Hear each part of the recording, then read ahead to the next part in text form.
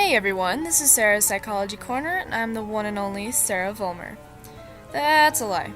I'm sure there are hundreds of others, but hey, this is episode 1 here, so bear with me.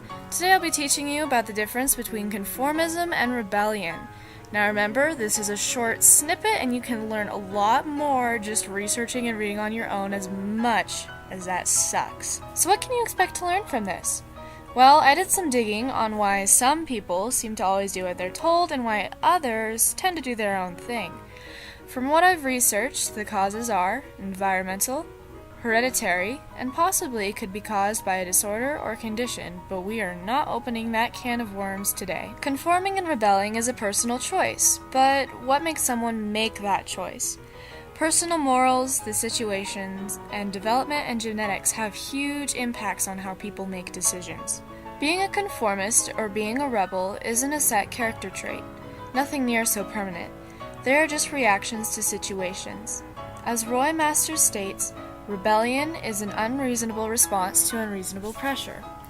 But what defines unreasonable?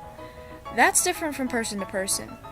Gilbert Harmon from Princeton University suggests that a person's character is made from vices and virtues.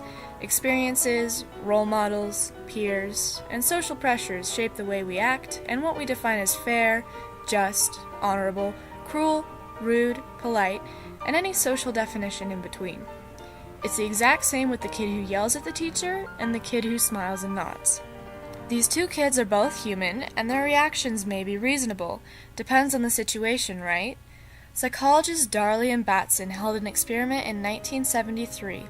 It took inspiration from the Bible story of the Good Samaritan, the priest and the Levite that left, and the religious outcast who stayed to help.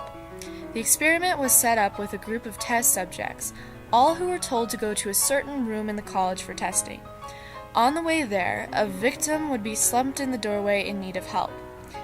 The large group was broken into 3 smaller ones, one who was told they were running late, another they would be right on time if they kept on course, and the final that they would arrive early. 10% who were told they would be late stopped to help, 45% who were told that they would be on time stopped to help, and 63% who were told they would be early stopped to help. So what does that tell us?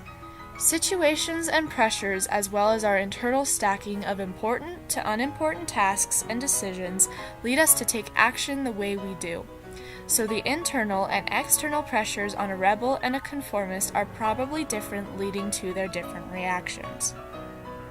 Another factor is where you came from. As Dr. Martha Stout says in her book, The Sociopath Nextdoor, testing with fraternal and identical twins can tell us what types of character traits are hereditary. A study done in 1995 on 3,226 pairs of male twins that served in war shows that they passed on the following personality traits: fails to conform to social norms, aggressive, reckless, impulsive, fails to honor financial obligations, inconsistent work, never monogamous, and lacks remorse. This has been tested with adopted children, their blood parents, and their adoptive parents as well, producing similar results. Adopted children showed signs of being more like their blood parents than their adopted ones. Approximately 50% of who you are shows evidence of being hereditary. So the apple really tends not to fall far from the tree. Also, the rebellious teenage phase has actual developmental causes in the brain.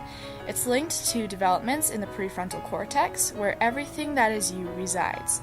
As it develops through puberty, teenagers gain the ability to recognize and synthesize information on a whole new level. So they start thinking more independently and decide their parents don't match the media standards, they don't match the media standards, and they don't always match their own standards of cool. Gotta fix that somehow, and doing stupid stuff is an excellent solution. So, stupid stuff aside, being a conformist or being a rebel is a situational ordeal, even if some are more impulsive than others.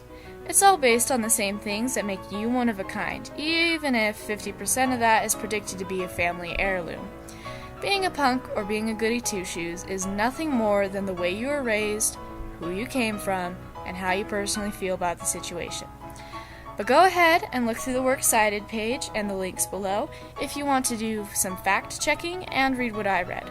But remember, there is always so much more to learn than what is in this little corner. So go explore. See you later.